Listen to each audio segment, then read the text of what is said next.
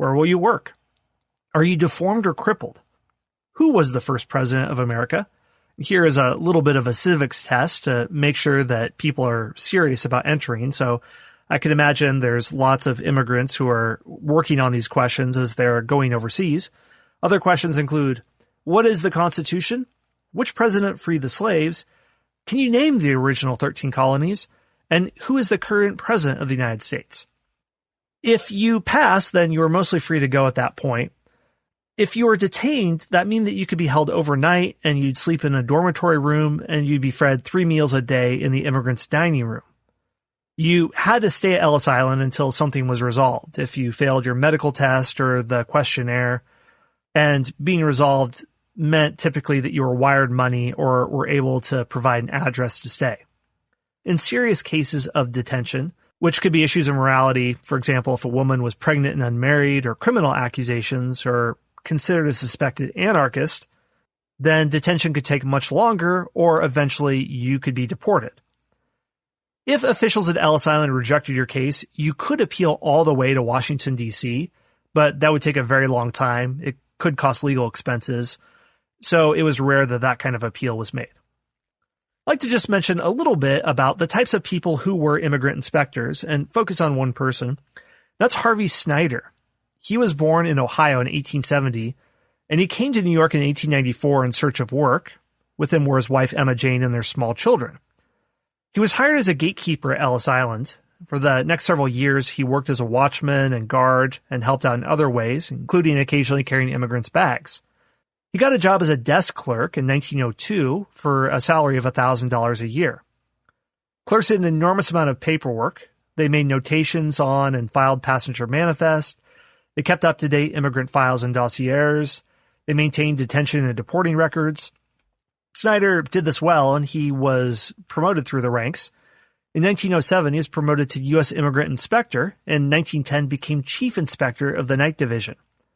In this capacity, Snyder supervised the night crew of workers on the island, including immigrant inspectors, doctors, nurses, orderlies, matrons, and ferrymen. And he did this job until 1934. All right, so that's the inspection process.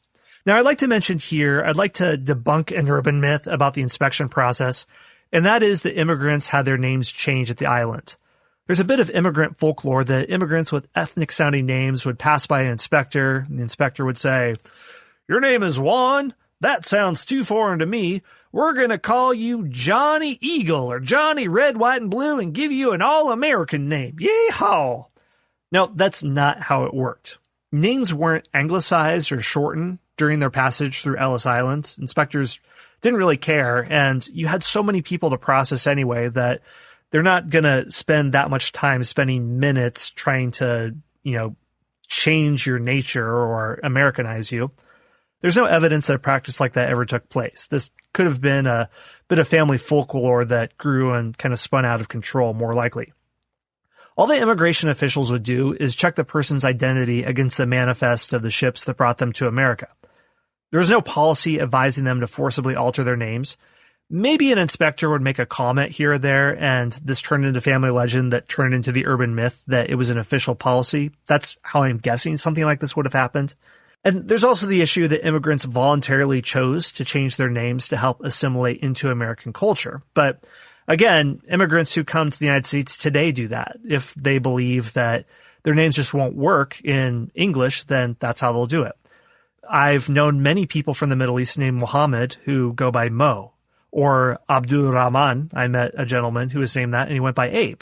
When I lived in Turkey, I went by Sadik just because the name Scott was hard for people to get. So not too mind-blowing there that people just go by different names that make it easier to assimilate. And some immigrants who voluntarily chose to change their name, some of them even did it before they arrived in the United States. Now, a notable exception to the name-changing policy came in 1908 when a traveler named Frank Woodhull admitted that he'd been born a woman named Mary Johnson and had spent the previous 15 years living as a man. After being briefly detained, officials allowed him to enter the country, but not before changing his name back to Mary Johnson. Now, for those who were detained and had to be held up in Ellis Island for a while, it could be a really lonely experience. Gabriel Tarino left Spain and arrived at Ellis Island in 1920. He described his stay on Ellis Island like being in prison. He wrote in his diary that he was very lonely after being separated from his wife, daughter, and son. He wrote, "Why is this? Staying with people that I don't understand and they don't understand me. If I get a fever, who's going to care for me? I don't know. Therefore, a deep sadness envelops me and wonder where it's going to stop. If I could only speak with these guards, but when I try, they dispel me and almost use their hands on me." And he said that people would fight over sleeping surfaces and cots. In the dormitories, there are so many fights for the sleeping cots that we tremble with fear because if two persons get to the cot at the same time, one says, "This is mine," and the other one says, "No, it's mine," until they start beating each other. In the salons, the same thing happens. I was sitting on a bench one day, two of these morons, and they took it off of me, and two Spaniards, when they saw what was happening, they came to my assistance. I saw that others were going to hit them, so I told the Spaniards, forget it, let them have it, because anyone could lose their life or be maimed by such animals without a conscience. Torino added that the dining halls were very loud and people were rude. And it was difficult to communicate with people because you had immigrants from around the world, including France, Italy, Peru, and Japan. He said, they caused such a ruckus that even God could not understand. So imagine being in an international airport terminal where you have people from all over the world. Many people are on a short fuse because they have to either run to catch their flight or they haven't slept for a long time and they're jet lagged. So people from different cultures who have trouble communicating with each other under stressful circumstances crammed into a small area. That's what an international terminal could be like, and that's what Ellis Island was probably like as well, based on his description. Here's another account of someone who had to hole up at Ellis Island for a long time, from Isabelle Polarski, who was from Russia. In Russia, her family lived in an apartment with 5 other families, with just one bathroom between them. It was hard for most people to leave the country, but Polarski's father was an opera singer who secured a visa that let them go to the United States. In 1930, they traveled from Leningrad to Poland and Germany before getting on a ship in France. When the family arrived in New York, a relative was supposed to meet them with $500 bond, but didn't show up. Polarski recalled the tough time they had waiting. We spent the night at Ellis Island, where there were 40 cots in each room, but no sheets. We were fed a bowl of soup and allowed 10 minutes of fresh air. They counted us every time we entered or left a room. They were finally given permission to enter America after passing a medical exam and appearing before a judge. Now, that's not to say that everyone thought Ellis Island was all that bad. It sounds like the conditions improved over time. A Yugoslavian man named Paul Frovic left his communist country for the United States in 1946. He legally entered via Mexico, but eventually received a letter from immigration officials asking him to travel to New York for voluntary deportation. He spent nearly 4 months at Ellis Island waiting.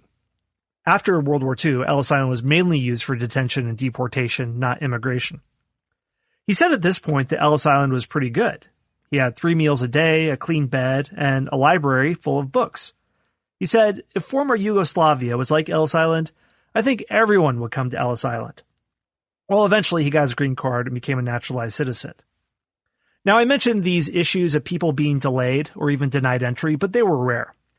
If people weren't held, which was the vast majority of people, you were immediately released, and most immigrants passed through Ellis Island in 3 to 5 hours. If you wanted a meal, you could go downstairs to the lunchroom and get a large lunchbox for $1 or a small one for 50 cents. And in the box was a sandwich, pie, and an apple. And only 2% of immigrants at Ellis Island were denied entry into the United States. There was a massive inspection process, but really there weren't that many people rejected. The main reason that there was this complicated process put into place was from the United States perspective to keep out those who they thought were undesirable and would be a net drag on society. And those who passed inspection were sent on their way with no official paperwork. No issues about passports or ID cards or documents, or photo IDs or anything. Now, one of the biggest challenges with deportation is sometimes parents had to make terrible decisions if their child was marked for deportation. If an immigrant child was age 12 or older and didn't pass a medical exam, they were deported alone, and the parent had to decide if they were going to go with them. If a child was under the age of 12 and had a chronic or contagious disease, he or she was also deported, but you had to be accompanied by a parent. If you were a parent and you came with all your children and one of your children had a contagious disease, you either have to take the whole family back to the homeland or leave your healthy children with relatives already established in America, return to your homeland, hope that you could return back when your child recovers, or not. Well, whatever happened with people's experiences, if they entered the United States, people were generally entranced by the Statue of Liberty. When Sadie Brown was 13 years old, she and her mother left Poland to move to the United States. Her Aunt Fanny in New York planned on helping them when they arrived. When she was 16, Brown told her story to a journalist. "We came by steerage on a steamship in a very dark place that smelt dreadfully. There were hundreds of other people packed in with us, men, women, and children, and almost all of them were sick.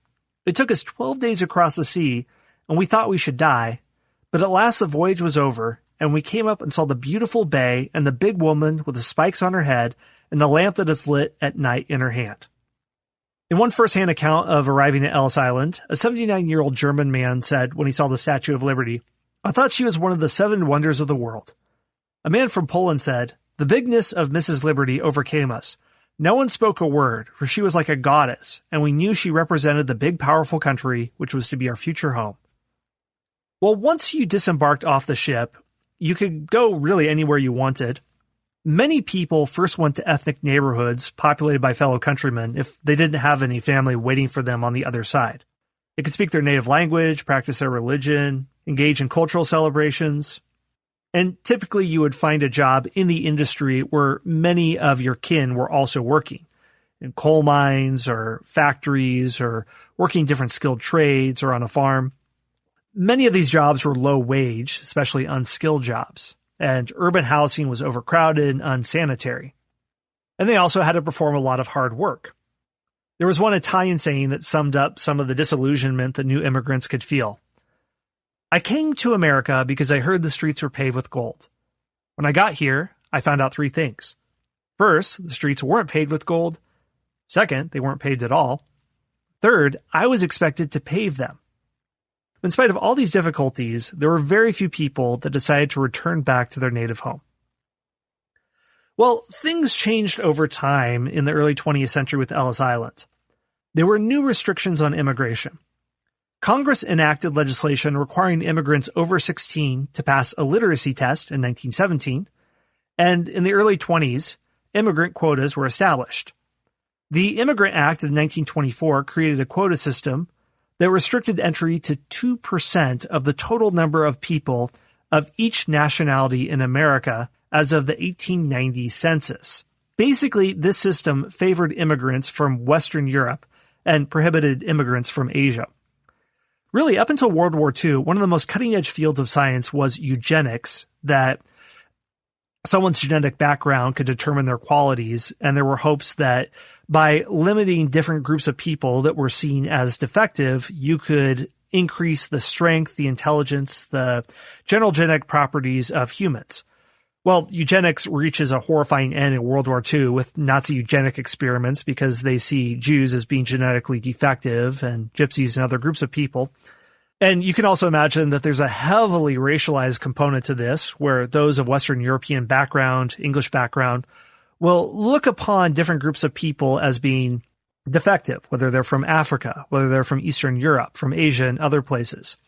So this was a heavily racialized science, but oddly enough, it was also heavily sophisticated. You would have research scientists who would do studies on this, and they would argue that people from different countries should be limited in their immigration to the United States because they would somehow overall weaken the health of the United States and make it a weaker nation overall.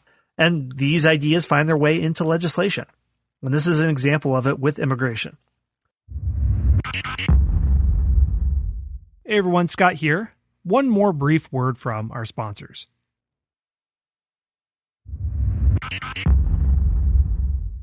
Well, things change in the middle of the 20th century. Immigration plummets during the global depression in the 1930s and in World War II, where a lot of things are restricted in World War II. And between 1930 and 1950, America's foreign-born population decreased from 14.2 million to 10 million, or from 12% to 7% of the total population. After the war, Congress passed special legislation that enabled refugees from Europe and the Soviet Union to enter the United States. Following the Communist Revolution in Cuba in 1959, Hundreds of thousands of refugees from the island also gained